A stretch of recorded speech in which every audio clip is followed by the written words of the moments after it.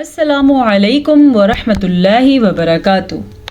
ہم آپ کی خدمت میں حاضر ہیں ایک نئے سبق کے ساتھ۔ امید ہے اللہ تعالیٰ کی فضل و کرم کے ساتھ آپ خیریت کے ساتھ ہوں گے۔ گزشتہ سبق سورہ زاریات کا آپ نے ضرور ریوائز کر لیا ہوگا۔ آج ہم سورہ زاریات سٹارٹ کریں گے، لیکن 27واں پارہ بھی سٹارٹ ہوگا۔ تو چلتے ہیں آج کے سبق کی طرف۔ اعوذ باللہ من الشیطان الرجیم، بسم اللہ الرحمن الرحیم۔ قال فما خطبكم أيها المرسلون قالوا إنا أرسلنا إلى قوم مجرمين لنرسل عليهم حجارة من طين مسومة عند ربك للمسرفين فأخرجنا من كان فيها من المؤمنين فما وجدنا فيها غير بيت من المسلمين وتركنا فيها آية للذين يخافون العذاب الأليم صدق اللہ العظیم۔ جی تو چلیں اب چلتے ہیں، ہم دیکھتے ہیں کہ ہمیں کیا درست پڑھنا ہے اور کیا ہم عام طور پہ پڑھتے ہوئے غلطیاں کرتے ہیں۔ قال فما خطبكم، قال قاف زبر الف قا، یہ تو الف مدہ ہے اس لیے ہم نے اس کو کھینچ کے پڑھا، لیکن لام زبر لا اس کی مقدار اتنی ہی ہے۔ ایسا نہ آپ اس کو لام زبر لا پڑھ لیں، یعنی قا لا پڑھ لیں، تھوڑا سا بھی لمبا کرنے سے معنی غلط ہو جائے گا۔ قالا کا مطلب ہے کہا اس ایک نے، قالا کا مطلب ہے کہا ان دو نے۔ کبھی یہ صیغہ اللہ پاک کے لیے استعمال ہوتا ہے، کبھی کسی نبی کے لیے استعمال ہوتا ہے، کبھی کسی کی بات کرتے ہوئے استعمال ہوتا ہے۔ تو اس لیے آپ نے اس چیز کا دھیان رکھنا ہے، کہیں انجانے میں آپ سے یہ قالا نہ پڑھا جائے۔ قال فما، اسی طرح یہ الف مدہ ہے لیکن فا کی مقدار کتنی ہے؟ فا زبر فا، زبر زیر پیش کی مقدار اتنی ہی ہوتی ہے۔ خطبکم، خا موٹا پڑا جاتا ہے، طوا بھی موٹا پڑا جاتا ہے، کیونکہ یہ دونوں حروف مستعلیہ میں شامل ہیں۔ حروف مستعلیہ وہ 7 حروف ہیں جو ہمیشہ پر پڑھے جاتے ہیں۔ اس کے علاوہ طوا پہ قلقلہ بھی ہو رہا ہے۔ جب کبھی قاف، طوا، با، جیم، دال ان 5 حروف میں سے کسی بھی حرف کے اوپر ساکن آ جائے گا تو جھٹکے کی کیفیت پیدا ہوگی۔ اسی جھٹکے کو قلقلہ کہتے ہیں۔ کیسے؟ خطبکم ایھا المرسلون، ہاں کے تلفظ کا آپ نے دھیان رکھنا ہے، را کو پر پڑھنا ہے کیونکہ را ساکن ہے اور را ساکن سے پہلے پیش ہے، اسی لیے را کو پر پڑھنا ہے۔ قالوا انا، اب آپ نے دیکھا قاف زبر الف قا، اس کی اتنی مقدار ہے، پھر اس سے بھی لمبی مقدار آگے مد کی وجہ سے ہو گئی۔ کیسے؟ قالوا انا، یہ دونوں مدات ہے تو اس کا آپ نے دھیان رکھنا ہے۔ اور ایک اور چیز یہ ہے کہ نون کے اوپر جب شد آ جائے تو نون پہ غنہ کرتے ہیں۔ غنہ اس آواز کو کہتے ہیں جو ناک میں ٹھہر جانے سے پیدا ہوتی ہے۔ کیسے؟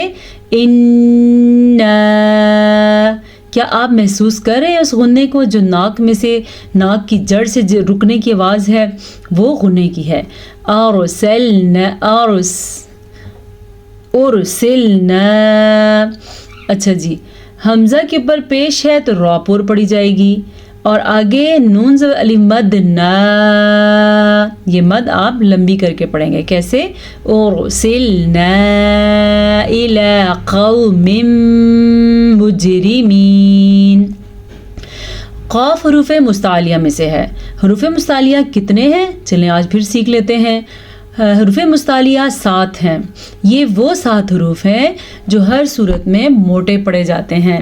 کون کون سے ہیں؟ खा स्वाद ज़्वाद गैन त्वा काफ ज़्वा, इनको मिला के लिखें तो बनता है खुस्वा ज़ख्तिन क़िज़। ये आप याद फरमा लीजिएगा, इससे आपको ये फ़ायदा होगा कि कभी भी आप हुरूफ़ मुस्तालिया में से एक लफ्ज़ भी नहीं भूलने पाएंगे। तो हमने क़ाफ को मोटा करके पढ़ा क्योंकि क़ाफ हुरूफ़ मुस्तालिया में से है, लेकिन आगे वाव लीन है। वाव मद्दा तो लंबा किया जाता है, अलिफ मद्दा तो लंबा किया जाता है, या मद्दा भी लंबा किया जाता है, लेकिन वाव लीन नरमी से पढ़ा जाता है। लीन का मतलब होता है नरमी से, और लंबा भी नहीं किया जाता, यानी कि क़ौमिम मुजरिमीन। तनवीन के बाद हमारे पास आ गया मीम दोबारा से, तो यहाँ पे इदगाम बिल गुन्ना का कायदा हो रहा है। ठीक है, कुल इस कायदे की थोड़ी सी डेफिनेशन मैं आपको बता देती हूँ। वैसे हम ये डिटेल में कर चुके हैं, बोर्ड पे भी मैं समझा चुकी हूँ, लेकिन फिर भी हम सीखते हैं। याद रखें, जब कभी नून साकिन, यानी जिस नून के ऊपर साकिन हो, ये नून साकिन है, या तनवीन यानी किसी भी हर्फ के ऊपर ज़बर ज़ेर पेश आ जाए, अलिफ से लेके या तक किसी भी हर्फ के ऊपर ज़बर ज़ेर पेश आ जाए तो उसे तनवीन कहते हैं। नून साकिन या तनवीन के बाद किधर गया, ये है, ये क़ौमिम मुजरिमीन। नून साकिन या तनवीन के बाद या मीम वाव नून, इन चारों हरूफ में से कोई सा भी एक हर्फ आ जाए तो वहाँ पे गुन्ने की कैफियत पैदा होगी, जैसा कि हम सिर्फ नून पे गुन्ना करते हैं, जैसा कि हम सिर्फ मीम पे गुन्ना करते हैं। तो यहाँ पे गुन्ना कैसे होगा, क़ौमिम मुजरिमीन। जीम के ऊपर कलकला भी हो रहा है। लिनुरसिला अलैहिम, रॉ साकिन से पहले पेश है तो रॉ पूर पड़ी जाएगी। लाम को लंबा नहीं करना क्योंकि लाम के ऊपर ज़बर है। लिनुरसिला अलैहिम हिजारतम मिन तीन। अच्छा जी, हा के मखरज का ध्यान रखना है, ये है हा और ये है हा, इन दोनों को अलग अलग कैसे निकालना है ये अभी आप इसी वक्त सीख लें। अलैहिम ये सीख लिया हमने हा, और ये कैसे निकालना है, हिजारतम। ठीक है, अलैहिम हिजारतम। तनवीन के बाद आ गया जी ये मीम, तो यहाँ पे फिर से गुन्ना होगा, इदगाम बिल गुन्ना, जो पहले भी हमने देखा तनवीन के बाद मीम आने की वजह से हुआ। तो हम इसको पढ़ेंगे हिजारतम मिन तीन। नून साकिन के बाद हरूफ इख्फा में से तो आया हुआ है, तो यहाँ पे छुपाने का कायदा होगा, जिसको हम कहते हैं इख्फा का कायदा। इख्फा का मतलब होता है छुपाना, तो इसमें हम छुपाएंगे भी और गुन्ना भी करेंगे। कैसे, मिन तीन, तुआ को पुर पढ़ना है क्योंकि तुआ हरूफे मुस्तालिया में से है, और ये है या मद्दा। मुसव्वमतन इंद रब्बिका लिलमुस्रिफीन। मुसव्वमतन इंद, यहाँ पे जाहिर करके पढ़ना है, यहाँ पे इजहार का कायदा है, यानी ना तो इख्फा ना तो इदगाम, जाहिर करके पढ़ना है। यहाँ पे नून साकिन के बाद दाल आया तो यहाँ पे इख्फा का कायदा होगा। रब्बिका, रॉ को पुर पढ़ना है क्योंकि रॉ के ऊपर ज़बर है। लिलमुस्रिफीन, ये रॉ बारीकी से पढ़ी जाएगी क्योंकि इस रा के नीचे ज़ेर है। फ़अख़रजना मन कान, इस खौ को हम पुर पढ़ेंगे क्योंकि खौ हरूफ मुस्तालिया में से है। रॉ को हम पुर पढ़ेंगे क्योंकि रॉ के ऊपर ज़बर है, रॉ हरूफ मुस्तालिया में से नहीं है। हरूफ मुस्तालिया तो वो हरूफ हैं जो हर सूरत में पुर पढ़े जाते हैं, ज़बर आए, ज़ेर आए, पेश आए, लेकिन रॉ के और अल्लाह के नाम के कुछ कानून हैं। रॉ पे ज़बर और पेश हो तो रॉ पुर पढ़ी जाती है, रा के नीचे ज़ेर हो तो रा बारीक पढ़ी जाती है, और अगर रॉ साकिन हो तो फिर हम उससे पीछे वाले हर्फ को की कंडीशन को देखेंगे। फ़अख़रजना, जीम के ऊपर भी कलकला हो रहा है। मन कान फ़ीहा, फिर से नून साकिन के बाद बारीक काफ आया हुआ है जो कि हरूफ इख्फा में से है, बेशक मोटा काफ हो या बारीक हो, दोनों ही हरूफ इख्फा में से है। मन कान फ़ीहा मिनल मुअमिनीन, हमज़ा के ऊपर साकिन है तो यहाँ पे झटका पैदा होगा। कैसे, मुअमिनीन। फमा वजदना फ़ीहा, ये कलकला हो रहा है क्योंकि हरूफ कलकला में से है, और अलिफ मद्दा की वजह से यहाँ पे हम इसे खींच के पढ़ेंगे। कैसे, फमा, मीम के बाद अलिफ है तो इसे भी हमने खींच के पढ़ा। वजदना, اسے بھی ہم نے کھینچا کیونکہ یہ بھی الف مدہ ہے. فیہا خیر بیت من المسلمین. فیہا ہا کے تلفظ کا آپ نے خاص خیال رکھنا ہے اور غین پر پڑھا جائے گا کیونکہ غین حروف مستعلیہ میں سے ہے. غیر را بھی پر پڑھا جائے گا کیونکہ را پہ زبر ہے. غیر بیت من المسلمین. پھر سے ادغام بالغنہ کا قاعدہ ہو رہا ہے تو آپ نے دھیان رکھنا ہے کیونکہ تنوین کے بعد آیا ہوا ہے یمون میں سے میم. وَتَرَكْنَا فِيهَا آيَةً لِلَّذِينَ. وَتَرَكْنَا را پہ زبر ہے تو را ہم پر پڑھیں گے اور یہ الف مدہ ہے تو اسے ہم کھینچ کے پڑھیں گے. کیا؟ وَتَرَكْنَا فِيهَا. یہ آپ کو جو مد نظر آ رہی ہے یہ مد 3 سے 4 حرکات عربیہ کے برابر ہے. جب کبھی یہ مد آ جائے تو 2 سے 3 سیکنڈ تک آپ نے لمبا کرنا ہے اس کو. کیسے؟ فیہا آیۃ للذین. جیسا ادغام بالغنہ کا قاعدہ ہوتا ہے اسی طرح یہاں پہ ادغام بلا غنہ کا قاعدہ ہو رہا ہے کیونکہ یہ ہے تنوین اور یہ ہے لام اور را میں سے لام. جب نون ساکن یا تنوین کے بعد لر یعنی کہ لام آ جائے یا را آ جائے تو وہاں پہ ادغام بلا غنہ کا قاعدہ ہوتا ہے. وہاں پہ غنہ نہیں کرنا، ساکن نہیں کرنا اور اخفا نہیں کرنا بلکہ اس کو تنوین کی آواز ختم ہو جائے گی. جیسے کہ ہم پڑھتے ہیں آیتن تو یہاں پہ ہم پڑھیں گے آیتن للذین. یہ یا مدہ ہے اور نون کی آواز کو لمبا نہیں کرنا. ٹھیک ہے. بعض لوگ پڑھتے ہیں للذین، یہ غلط ہے. یا للذین یہ بھی غلط ہے. للذین یخافون العذاب العلیم. خا ہمیشہ کی طرح ہم پر پڑھیں گے کیونکہ خا حروف مستعلیہ میں سے ہے. یا کے اوپر زبر ہے تو اس کو ہم کھینچیں گے نہیں، زبر کو زبر جیسا ہی پڑھیں گے. یہ زبر کی مقدار کتنی ہوتی ہے؟ یا زبر یا خا. ٹھیک ہے.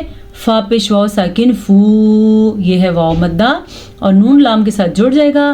یخافون العذاب العلیم. عین کے تلفظ کا خاص خیال رکھنا ہے کیونکہ اکثر لوگ عین کو حمزہ پڑھتے ہیں یعنی کہ پڑھتے ہیں عذاب. عذاب الف سے بنتا ہے، اس کا میننگ عذاب نہیں ہو سکتا. یہ پڑھا جائے گا عذاب العلیم. البتہ یہ جو الف ہے اس کو آپ نے عین نہیں پڑھنا. ایسا نہ آپ پڑھیں عذاب العلیم تو یہ غلط ہے. ہم اسے پڑھیں گے عذاب العلیم. یہ تقریباً آج ہماری ہو گئی ہیں 27 یا 37 آیات ہو گئی ہیں اور اب ہم چلتے ہیں تجوید کے قاعدے کی طرف. دیکھتے ہیں آج ہمارے پاس کیا ہے خاص سیکھنے کے لیے.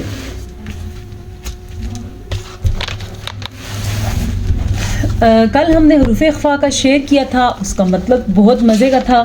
تجوید کے ساتھ ساتھ اس میں کیا تھی، نصیحت بھی تھی. آج ہم نے کرنے ہیں میم ساکن کے احکامات. یہ میم آپ نے اس طرح کھول کے لکھنا ہے، نوٹس بنانے ہیں. میم ساکن کے احکامات. میم ساکن کے 3 احکامات ہیں. ٹھیک ہے. کون کون سے؟ آج ہم ایک حکم کریں گے اور کل دوسرا اور پھر آنے والی کلاس میں پرسوں تیسرا حکم کریں گے. اس لیے کوشش کیا کریں آپ کی کوئی کلاس مس نہ ہونے پائے. ٹھیک ہے. میم ساکن کے 3 احکامات ہیں. پہلا حکم کیا ہے؟ ادغام شفوی. دوسرا حکم ہے اخفاء شفوی. تیسرا حکم ہے اظہار شفوی.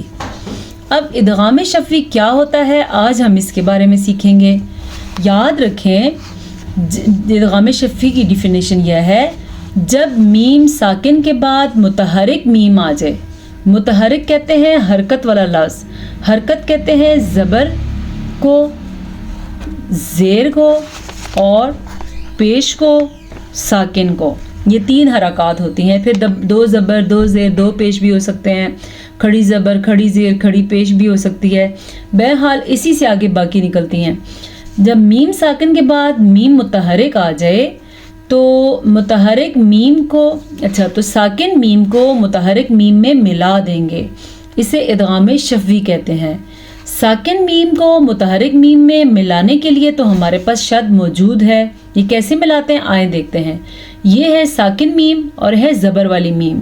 یہ شد اسی وجہ سے پیدا ہوئی ہے کیونکہ پہلا میم ساکن تھا اور دوسرے پہ حرکت تھی, تو شد آئی تو مطلب ہم نے ان دونوں کو ملا دیا. اس کو ادا کرنے کا طریقہ یہ ہے کہ جب بھی ہم اس کو ادا کریں گے ہمارے ہونٹ بند ہو جائیں گے اور غنہ بھی ہو جائے گا. کیسے؟ جیسے کہ یہ آپ کے سامنے مثال نظر آ رہی ہے, فی قلوبہم مرض, یہاں پہ ادغام شفوی ہوا ہے. یہ قواعد سمجھانے کا مقصد یا سکھانے کا مقصد یہ ہے تاکہ آپ قرآن کلاس میں اس چیز کا دھیان رکھیں, یا آپ ویسے بھی قرآن پڑھتے ہیں تو آپ کو پتہ ہونا چاہیے کہ یہ ادغام شفوی ہے, یہاں پہ ہم نے کیا کرنا ہے, یا یہاں پہ کون سا قاعدہ بن رہا ہے, کس لیے ہم یہاں پہ غنہ کر رہے ہیں. اگر ہم قرآن پڑھتے ہیں, ہم مسلمان ہیں الحمدللہ, ہمیں پتہ ہونا چاہیے کہ ہم کس وجہ سے کون سا قاعدہ ادا کر رہے ہیں. ٹھیک ہے, آگے ہمارے پاس دوسرا قاعدہ آ گیا. جب میم ساکن کے بعد پھر میم متحرک آ گئی تو ہم یہاں پہ کیا کریں گے, پھر سے ادغام شفوی کریں گے. یہ ہو گیا میم ساکن اور یہ میم متحرک, یعنی میم پہ پیش شد پہلے نہیں تھی, اس قاعدے کی وجہ سے شد آئی ہے. جنہوں نے اعراب لگائے ہیں, آپ کو پتہ ہے جو عربی والے قرآن ہوتے ہیں اس میں شد نہیں ہوتی, وہ عربی دان خود ہی سمجھتے ہیں, عربی زبان لکھنے بولنے والے قواعد کو خود ادا کرتے ہیں. تو ہمارے لیے یہ مشکل ہے کیونکہ ہمارے زبان نہیں ہے. تو یہ میم ساکن کے بعد متحرک میم آیا, ہم نے اس کو اس میں مدغم کر دیا اور ہم کیسے پڑھیں گے, الیکم مرسلون.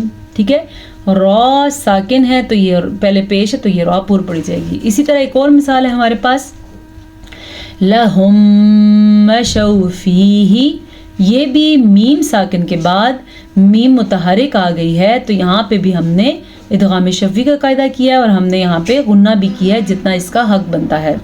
امید ہے ادغام شفوی کا قاعدہ آپ کو سمجھ آ گیا ہوگا. انشاءاللہ تعالی کل ہم نے کرنا ہے اخفاء شفوی کا قاعدہ, یہ آپ کے سامنے موجود ہے, اور اس کے بعد ہم نے کرنا ہے اظہار شفوی کا قاعدہ. یہ بھی بڑا اہم ہے, اگر آپ ہماری کلاس کے ساتھ رہیں گے تو انشاءاللہ آپ سیکھیں گے. آج کی کلاس میں آپ کو جو سبق پڑھایا گیا اور جو قواعد سکھائے گئے, امید ہے آپ کو اس کی سمجھ آ گئی ہوگی. اگر آپ کو کسی قسم کی کوئی مشکل پیش آتی ہے تو آپ ضرور پوچھ سکتے ہیں. اوپر بایو میں میرا نمبر لکھا ہوا ہے, آپ میں وائس میسج کر کے اپنا سوال پوچھیں, میں آپ کو ضرور جواب دوں گی. اسی کے ساتھ میں آپ سے اجازت چاہتی ہوں, پھر آپ سے ملاقات ہوگی ایک نئی کلاس کے ساتھ. السلام علیکم ورحمۃ اللہ وبرکاتہ.